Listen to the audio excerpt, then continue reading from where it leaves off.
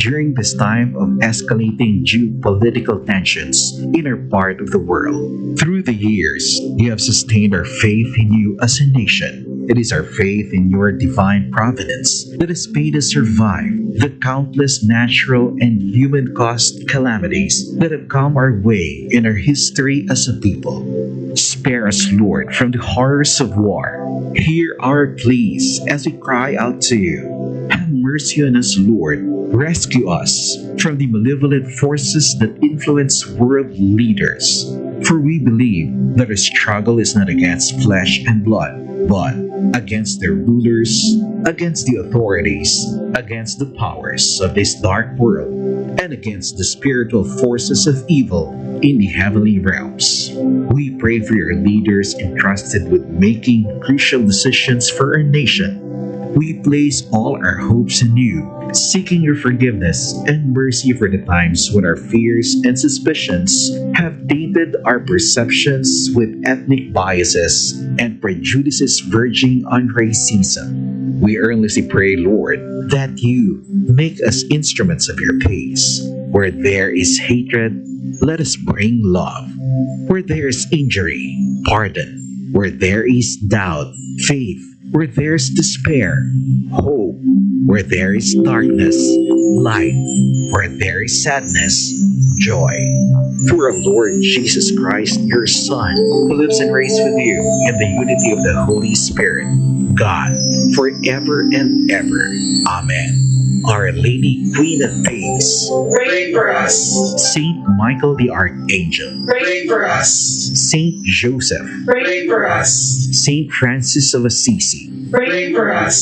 Saint Lorenzo Ruiz, Pray for us. Saint Pedro Calungsod, Pray for us. Christmas is a time for sharing, giving gifts for everyone. What matter now is this Christmas we share the love. Mga kabomba Kester Nation, sa ating tuwing Christmas countdown, 9 na araw na lamang po ang bagong araw ng Pasko. This Christmas we share the love. Luzon, Visayas at Mindanao at maging sa buong mundo. Yan na po ang kalipunan ng ating balitaan para sa Bombo Network News, ang back-to-back winners sa Catholic Mass Media Awards bilang Best News Program. Mula dito sa News Center Makati, this is Bombo Radio Philippines, the number one and most trusted source of news and information, Basta Radio. Bombo! For the most trusted source of news and information, visit our website at www.bomboradio.com. Follow us on Bombo Radio mobile app, Facebook, YouTube, TikTok, and X, formerly Twitter. Like, share, and stay connected. Anytime, anywhere. Kasabay ng patuloy na paglobo ng populasyon sa mundo, mas lumalaki rin ang pangangailangan sa pagbaha na nagre-resulta sa walang habas na pagpuputol ng mga kahoy. Ang agrikultura na itinatayang nagsimula 12,000 taon ang nakakalipas ay isa rin dahilan ng deforestation. Simula noong tinatayang nasa 5.8 trilyon na mga puno ng pinutol kasabay pa ng industrialisasyon, dahil dito ay kinakailangang gumawa ng hakbang upang maparami pa ang kagubatan dahil mahalagang mabalanse ang development at pangangalaga sa kapiligiran. Ang lindol ay isang natural na penomena kung saan ang lupa ay yumayanig. May dalawang sanhi ang lindol. Ito ay maaaring dahil sa pagputok ng bulkan o ang tinatawag na volcanic earthquake. Ang lindol ay resulta ng paggalaw ng magma sa loob ng bulkan na nagdudulot ng paggalaw ng lupa. Ang isa pang sanhi ay ang paggalaw ng fault lines na tinatawag na tectonic earthquake. Ang lindol ay may dalawang sukat, ang intensity at ang magnitude.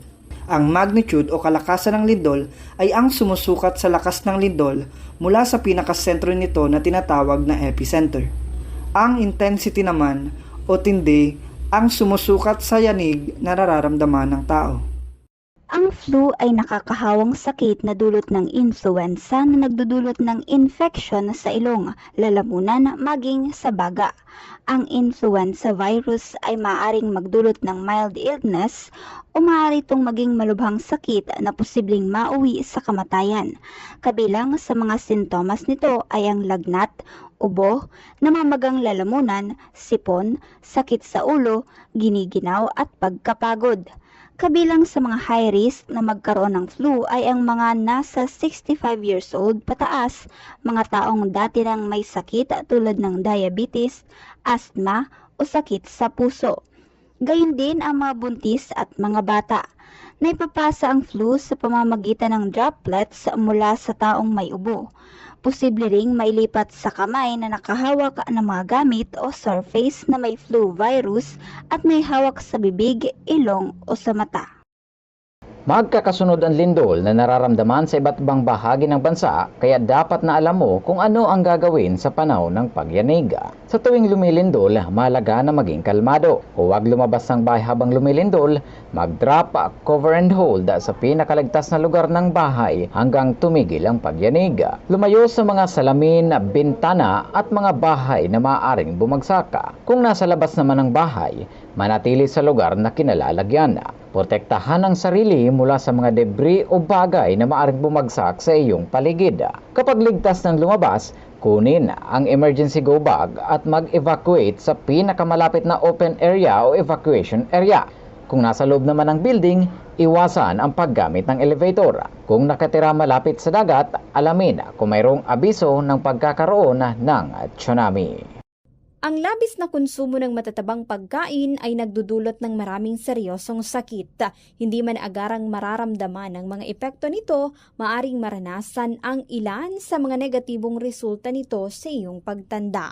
Kabilang sa mga karamdaman at kondisyon na dala nito ay ang stroke, high blood, high cholesterol, mga sakit sa puso at pagiging overweight. Ilang halimbawa ng matatabang pagkain ay ang lechon, pinritong balat ng manok, sisig, cheeseburger, french fries, milkshake at ice cream. Totoong masarap ang mga ito, ngunit nakakakaba ang maaaring maging kahihinatnan kapag madalas kumain ng mga pagkaing nagpapataas ng blood pressure at cholesterol. Tuwing bumabaha ay maging ang mga mamamayan ang naapektuhan. Subalit, kabilang sa mga sanhi ng baha ay kagagawan rin lamang ng mga tao. Ang pagtatapon ng basura sa estero at imburnal na bumabara sa daluyan ng tubig ay nagkakaroon ng pag-apaw ng tubig. Ang pagtatayo ng bahay, gusali at iba pang infrastruktura sa tabing ilog at baybaying dagat. It's a time for sharing, giving gifts for everyone. What matters now is this Christmas we share the love. Giving gifts for everyone. What matters now is this Christmas we share the love. Bombo Radio shares the love this Christmas to all the Filipinos and to everyone all over the world. This Christmas we share the love. We share the love this Christmas. Ito ang Bombo Radio ni Gaspi. Sa radyo! Bombo! 8 minutos na mga kalihisang alas 8 sa pag-aga. Good morning! Ito po ang inyong lingkod, Conrado Estrella III, ang kalihim ng Department of Agrarian Reform. Sama-sama natin tuklasin ang mga hakbang na tinatahak ng Department of Agrarian Reform para sa mas maunlad, makatarungan at tunay na reformang agraryo tungo sa layuning sariling lupa para sa bagong bukas na masagana. Tuloy na ang programang hatod ng Department of Agrarian Reform Bicol. Higpitan dito ng futuro na makapaghatod ng istoryang kapupulutan ng inspirasyon gikan sa mga nagtutumong paraomang benepisyari. Ginuno, halot sa bang-ibang probinsya kanriyo. Mag-iribahan kita, maghinagyo asin mag-antabay para sa kape asin bakretang agraryo.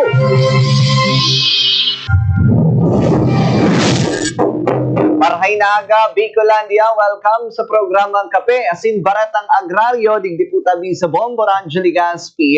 At hatod po ini kan Department of Agrarian Reform at ng Project Split. Panibagong kwento, panibagong storya, panibagong mga programa ang sa tuyang iheheras sa tuya tabing mga agrarian reform beneficiaries at yung mga katugangan tapong mga paraoma na nagdadangog all over Bicol region. And at the same time, yung mga naghihiling sa tuya tabing Facebook Live program.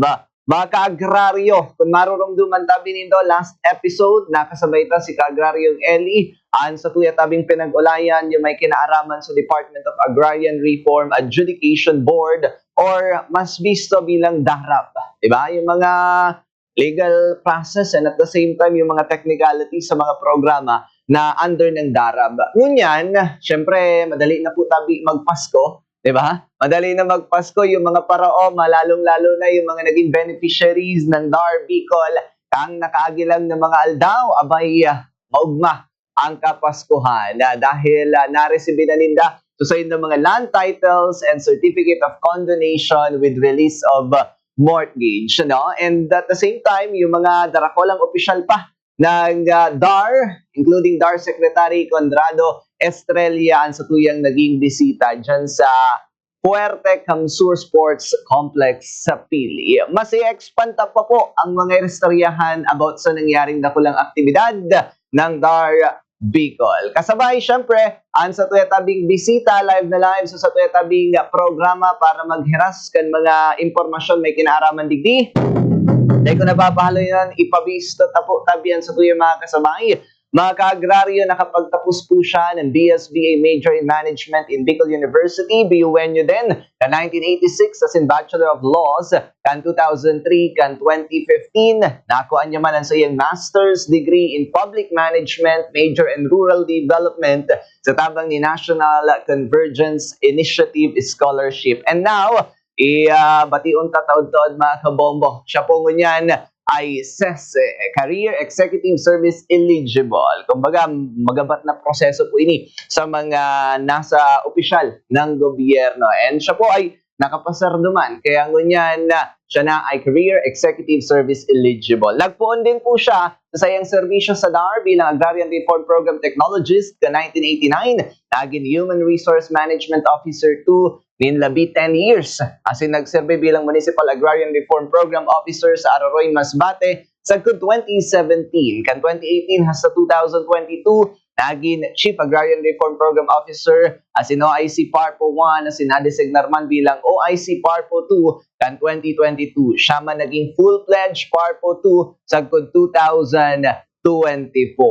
And mga kaagraryo, kan 2024 din, nadesignar siya bilang OIC Assistant Regional Director for Administration kan DAR Bicol.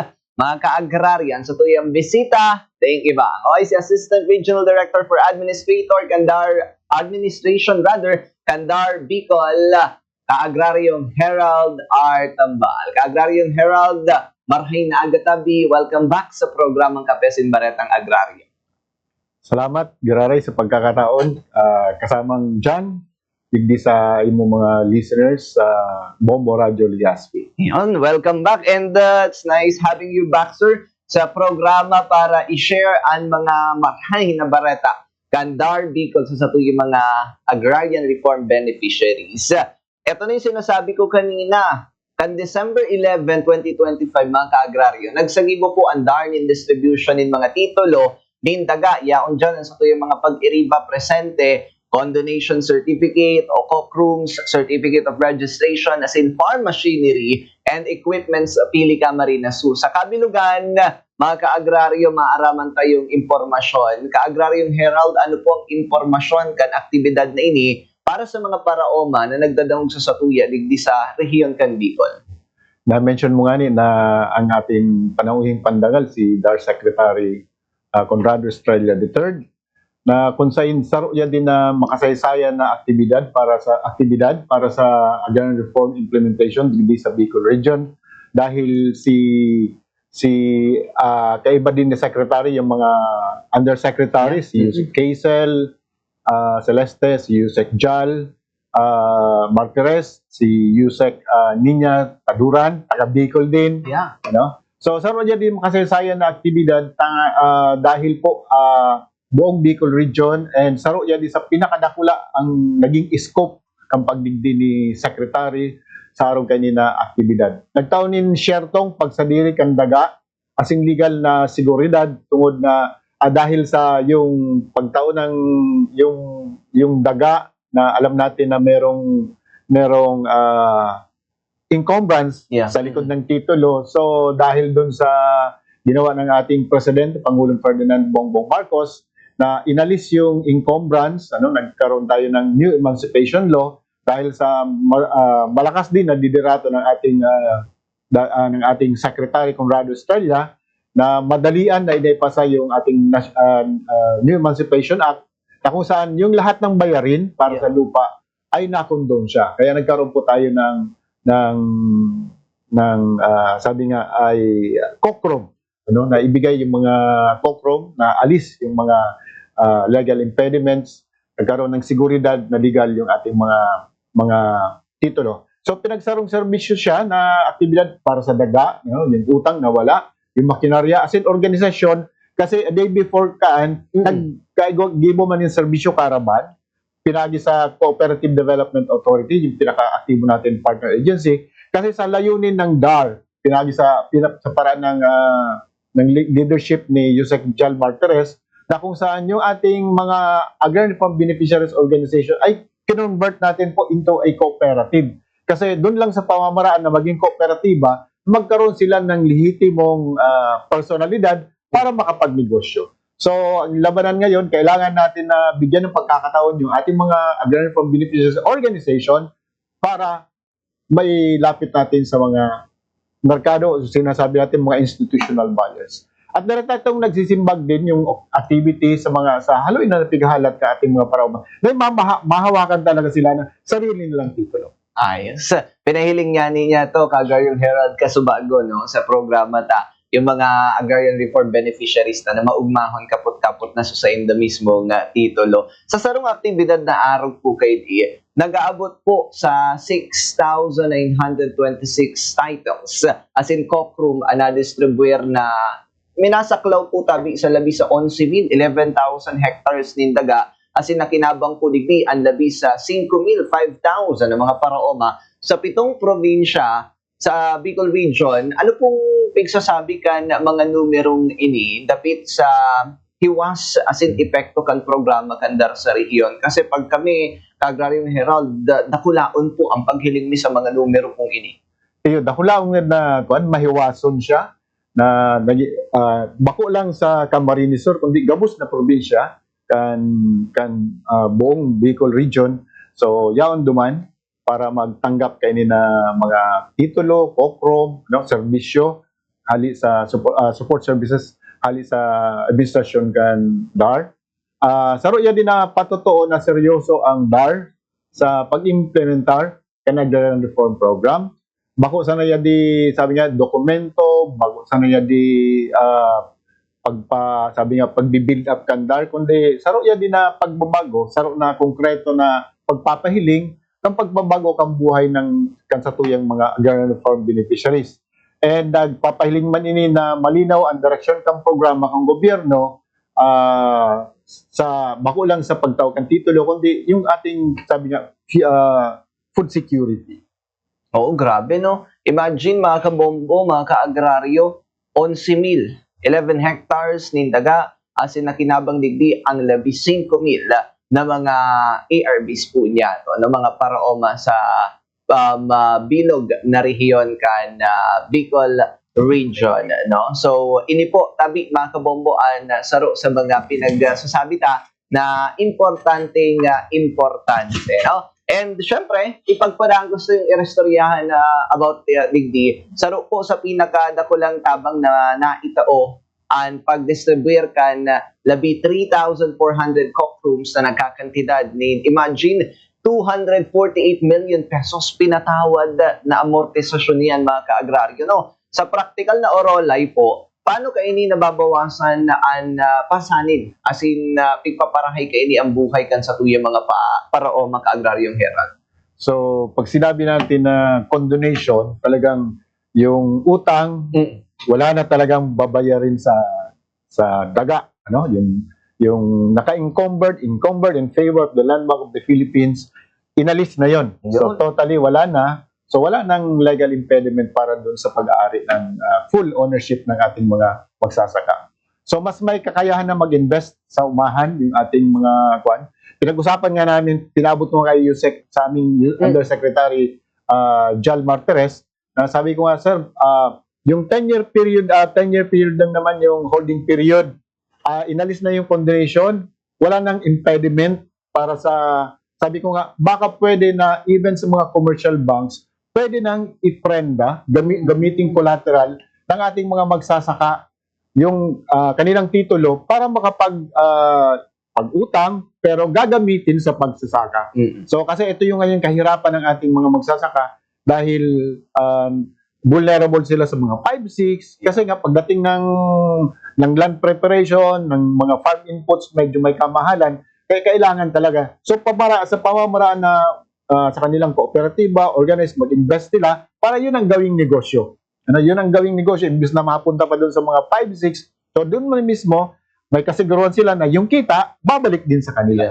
So pagkakataon yun, nasabi ko, kung yung titulo, magawa ng paraan sa liderato po ni Secretary Conrado Estrella, na maalis yung pwedeng maging collateral na yung flow na wala nang masyadong usapin kasi 10 years lang nga, naalis na yung wala nang utang. So baka pwede na, sabi nga ni Yusek dyan, sige maganda yan, papaabot ko yun kay Secretary at pag-uusapan namin yan. At of course, syempre wala ka nang utang, bawas na yung stress. Wala ka nang alalahanin. Pwede ka nang matulog ng mahimbing, yung ating mga magsasaka, matutulog na talaga ng mahimbing. At syempre, inaasahan natin na magkakaroon ng totoong ginhawa na yung buhay ng ating mga magsasaka, lalo na kanilang pamilya, na yung galing sa lupa, yun ang kanilang kabuhayan, yun ang magiging mitya na kanilang pag-unlad. Ayos, no? Matutulog ka nang wala ka ng utang sa daga, sa imo pa sa daga. Hindi ka na babagungutin. Hindi ka na babagungutin. Wala ka nang alalahanin, bukas may babayaran na yung utang, yung porsyento ko babayaran. Diba? Tsaka magayong suggestion po tabi ito Kagraryong Herald, no? Yung at least matatawan sindanin pagkakataon na kumbaga may chance na makapag-angat-angat sa paagi ng suggestion nindo, no? Na makaiwas sinda sa 5-6 at maray na proseso para sa pag-uumaninda in the future. Pero po kayan sa mga dokumento Kagraryong Herald, may kasabay mga farm machinery, saro pa ini sa magayon, plus yung mga equipment, as in iba pang support services. Paano po makakatabang ang mga makinarya sa serbisyong ini sa pagpapataas po kan produksyon, as in papagian kan trabaho kan sa tuyang mga paraoma? Actually, Kagraryong dyan, ito yung matagal nang hinihingi ng ating mga magsasaka na bigyan ng sila ng suporta. At isang bagay yung itong pagbibigay ng farm machineries and equipments ay talagang nakakatulong na malaki sa ating mga magsasaka. Kasi marami siyang benepisyo, mas nagiging epesyente ang pag-uuma, nababawasan yung gastos as in oras. Kasi, syempre, alam natin, pag manual labor yan, ay napakatagal talaga, matagal matapos. At alam naman natin, yung mga magsasaka natin na naghahabol yan ng oras, nagsahabol ng ulan. So pag nahuli ka, wala kang tao makuha, mahirap. Pero pag may machineries, mas madali.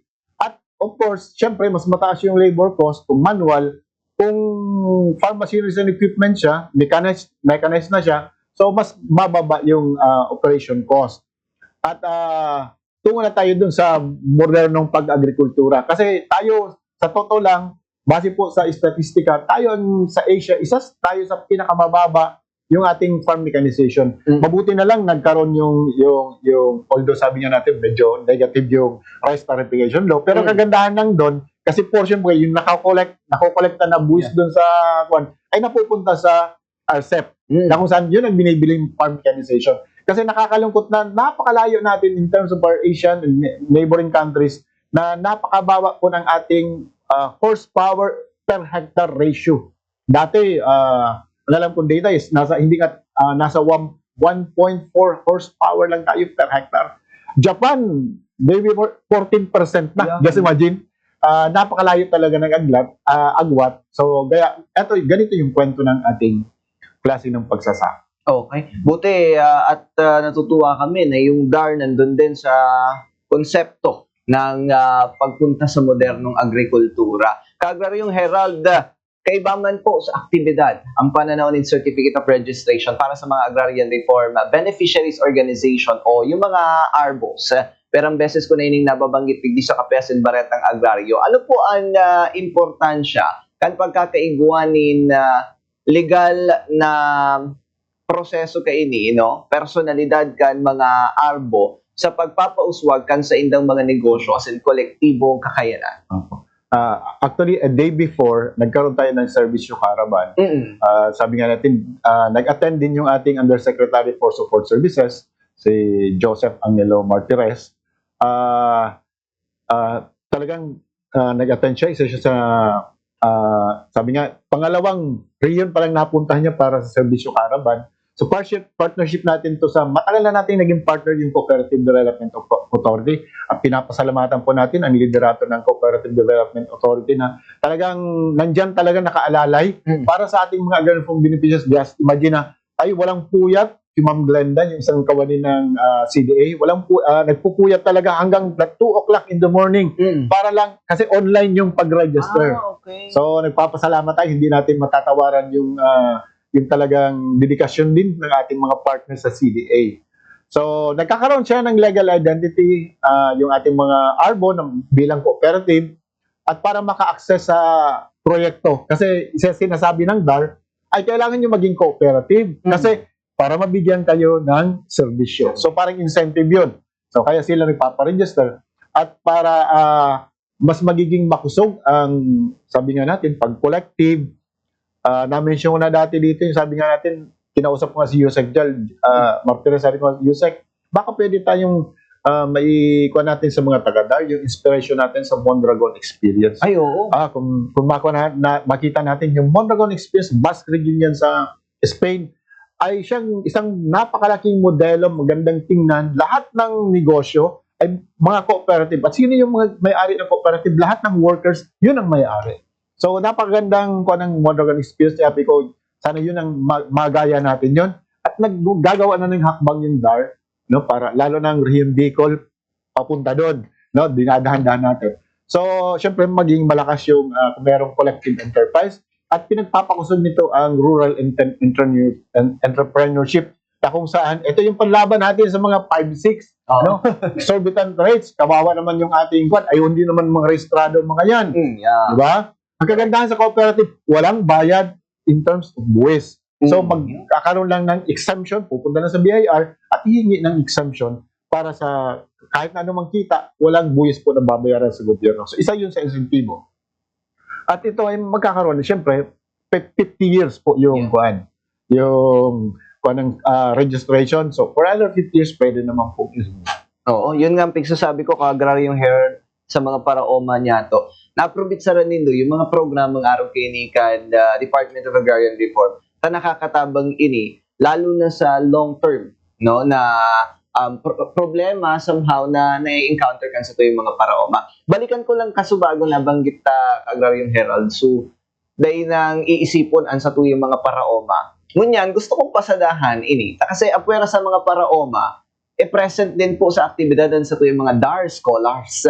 Mga nakapagtapos na, asin may trabaho na ngunyan, asin igwapo man po itang presenting nagkaklase pang mga scholars. Ano pong importansya kan DAR Scholarship Program sa pagpreparar kan mga masunod na mga henerasyon kan sa to yung mga leaders, asin professional sa sektor kan agrikultura? Actually, sa ka-agrarian dyan, matagal na tong scholarship, pero DAR Scholarship, pero ngayon sa liderato ni Secretary Estrella, mas lalo siyang pinalawak. Natutuwa tayo na marami na tayong nakikita at na nalalaman na yung ating mga DAR scholars ay maganda na yung buhay nila, no? Kasi yung iba naman ay nagtulong na paganda yung kanilang sinasaka. Yung iba naman ay nagkaroon na, naging professional na, may mga teachers na, no? Kung ano-ano na yung kanilang mga career na pinasok. Dahil sa pagiging scholar nila, dahil sila ay anak or apo ng isang agrarian farm beneficiary. So, ito ay tulong para doon sa pamilya ng ating agrarian farm beneficiaries. So, bistado na ni Secretary Estrella bilang tagapagbusol kan indabukasiya para sa tuyang mga jóvenes, kulita para sa iya, sinda ang totoong pag-asa kang sa agrikultura, asin kan banwaan ta, yung alam naman natin yung average age ng ating mga magsasaka masyado nang matanda. Kaya kailangan natin infuse yung mga new blood. So, saro siya ng investment para sa kahobinisan. And yan din mag-create ng futuro para sa tuyang mga agri-professionals kasi sinasabi ko, ako personally sinasabi ko, 20, 30 years, 50 years from now, sa pinaka-difficile na asset is agricultural land.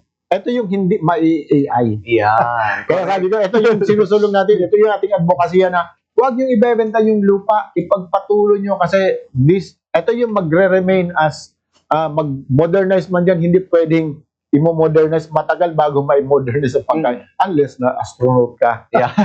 Pero tayo sa karamihan, kailangan talaga merong mapagkukunan ng pagkain. So, itong ating mga hobbyists, sila ayun ang pag-iisip ng secretary na sila magpapatuloy ng production ng lupa, particular yung lupa ng mga na pinamahagi ng DAR. So, magbabalik serbisyo as in pag makulog kasi mga pamilya sila kan ARBs ng ating mga beneficiaries. At as in, pag-share to na yung continuity ng ating agrarian reform program, patuloy siya. Yun ang pinaka-importante. Anyway, maitanong ko lang po Agrarian Herald kasi this past few weeks at months, meron tayong mga bagyo, mga, alam mo na, natural calamities na dahil mapupugulan. Pero ang beses na po pala na pendiente, ining distribution activity ta, huli sa raot kan panahon. Pero sa ibong po kayo ni, idinagos man po girara yan aktibidad. Ano pong pigpapahiling kayo ni dapit sa paninindugan kandar na maihatod ang serbisyo sa mga paraoma maski may mga siring kayo ning kalamidad na pinag-aagihan po tabi kita. Grabe talaga yung preparasyon mi na perminasan ng naon siya grabe yan, stress na tigagyan. Pero sabi nga ni Secretary, the show must go on. Sabi niya, may bagyo man o wala, ituloy natin to. Sa tagal ba naman ang paghihintay ng mga magsasaka na umabot ito ay talagang kahit na may bagyo, sabi niya, i-convert natin. Mas babagyo ngayon ng titulo at support services para sa ating mga agrarian reform beneficiaries. So ito ay napapakita lamang isang strong commitment ng DAR sa liderato ng Secretary Conrado Estrella. Igiinit ang kapakanan ng mga paraoma. Bahala na sa sambuyan sa diri. Kasi sabi nga namin, kami dito sa DAR ay this is our mission. Hindi to basta lang kami dahil sa trabaho. But we believe in the program. Kaya ito, kahit anong mangyari, pagpapatuloy namin. Bako siya kaulangan, ang route kang panahon sa mandato kandar. And kahit ano pa man yan, kahit bagyo pa niya, pa yan, lagos-lagos po ang serbisyo kandar. Grabe, panong-pano nga ni po tabi Subenyo, no? Yung stadium ta ka mga beneficiaries po niya to. And talagang very timely din siya Agrarian Herald dahil magpapasko. Magpapaskong masayaan sa tuyo mga agrarian reform beneficiary. Puntahan ko yung government closer to the people na kataga Agrarian Herald. Nasambit man po na obheto kandar na mairani ang gobyerno sa mga tao. Sa pagi po kan pananaunin daga pag bura po tabi kan mga utang, pagtataunin suporta, asin pag-invest sa edukasyon, sa paagi kan DAR scholars na nabanggit na kasubago. Paano niyo po tabi masasabing mas namamatayan mo niyan kan mga paraoma, asin hobbiness, ang presensya kan gobyerno? Sabi nga ni si Secretary talagang farmers siya by heart, farmers by heart. Yung pag-iisip niya, kapakanan ka mga agrarian farm beneficiaries natin. So, ito yung serbisyong pigdadara mismo sa tao, no? Siya na konkretong tabang, bako lang siya promesa kan sarong politiko, ano? Saro siya na konkretong tabang and may epekto sa daga, sa kabuhayan, asin puturo kan Pilipinas. Pero sabi nga ni na ay kumahiling natin, grabe yung pigkuan ni Secretary, di ba? Saro siya sa nag-push na may labas na mapirma kang Presidente Executive Order 102, Executive Order 100, na kung saan ina-stop baga yung importation ng rice. Kasi kawawa yung mga magsasaka natin, tinanong ko yung mga magsasaka natin sa Camarines, so, ay 10 pesos, 9 pesos yung per kilo ng palay. Mas mahal pa yung ipa.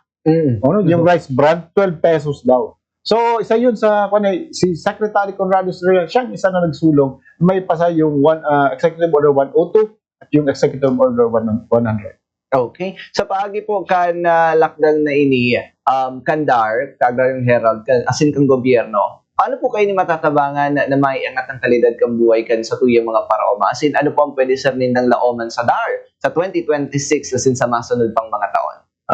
Ang DAR, course talagang magpapatuloy yung DAR sa Yeah. serbisyo kahit na ano pa mangyari.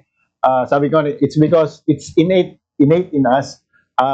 Sa aming puso at isipan talagang nandyan ang hangarin namin na may pagpatuloy ng programa, yung mga suportang serbisyo, may sulong, patuloy na may bigay sa ating mga magsasaka.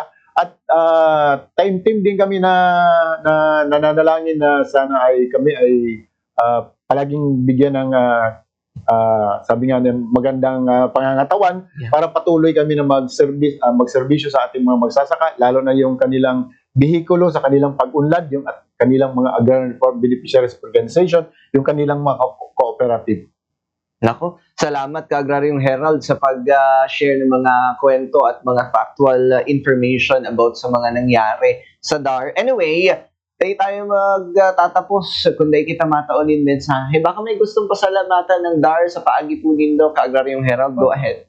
Of course po, una sa lahat, pinapasalamatan po natin ang ating ginagalang na Pangulo, si President Ferdinand Bongbong Marcos, sa kanyang patuloy. Kung makita po natin, grabe po yung closeness po. Palagi po pag wala si President, isa palagi sa Secretary Conrado Estrella as OIC, caretaker ng ating gobyerno. Sa ngalan po din Secretary Estrella, sa ngalan po nating ng ating Regional Director, Riobian Theodore Sindak, ating kasabay ko si Ardo Gay Labad, si Raran Nanatke, ay nagpapaabot sa atin pong mga lahat po na bumubuo ng DAR dito sa Bicol Region, sa ating mga partner agencies, lalo sa ko binabanggit ko kanina yung CDA, yung mga line agencies po natin at yung ating mga local government units, dapat na patuloy na nagtutulong, nakikisa sa Department of Agrarian Reform. At sabi nga ni Director Riobian Sindak, nagpapawot siya ng isang mainit at maligayang Christmas sa ating pong mga listeners at sa ating pong mga magsasaka. Sulong Agrarian. Sulong agraryo, magsasakang Pilipino. Sulong agraryo, para sa bagong Pilipino. Tuluyan na kamtan nyo na ang iyong mga panalangin upang sila sa pag-aari ninyong ituring. Sulong agraryo, tagumpay ng bawat Pilipino.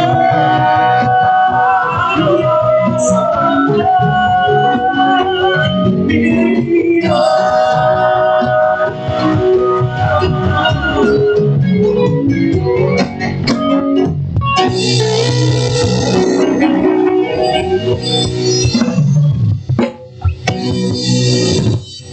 Mga ka-agraryo, isa na naman pong episode ang natapos sa Kapesin Baretang Agraryo digdi po sa Bombo Rancho Legazpi, hatod po ng Department of Agrarian Reform at ng Project Split.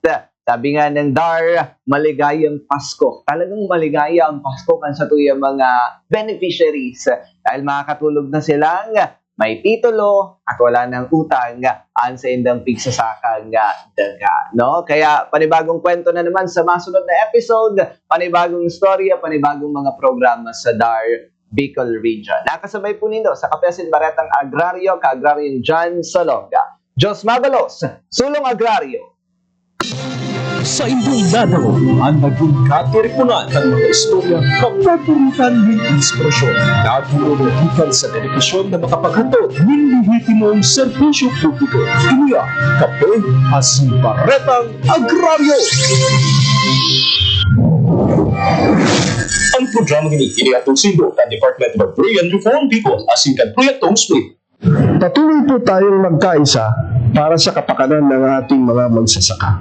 Hanggang sa susunod, muli natin tuklasin ang mga hakbang para sa maunlad, makatarungan at tunay na reformang agraryo tungo sa layuning sariling lupa para sa bagong bukas na masagana.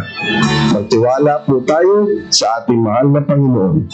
Salamat po sa inyong pagsuporta. Kapag nagbabasa tayo ng kwento sa aklat ay ini-imagine ang mga karakter, background at lahat ng eksena kaya maari ito nga ma-interpret sa nais nating